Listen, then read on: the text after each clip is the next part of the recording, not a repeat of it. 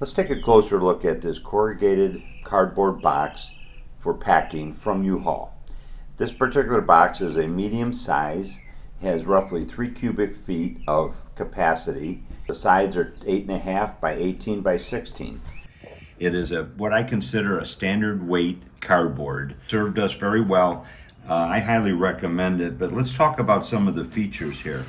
You'll see here that they connect 2 of the tabs on the side so that while you're packing this, you can then leave the sides up. They don't flop around and get in your way. Now we go ahead and we tape the bottom, and we put a couple layers of tape on the bottom.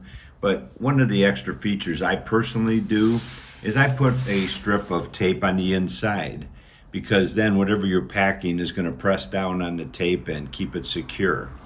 So once you're ready to finish this job, you would then break this little tab right here and you would fold the box in like any other box.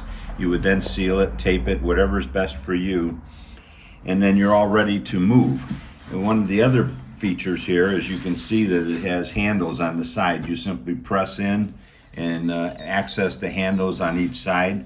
Makes it very convenient for any move. I highly recommend these moving boxes from UHaul.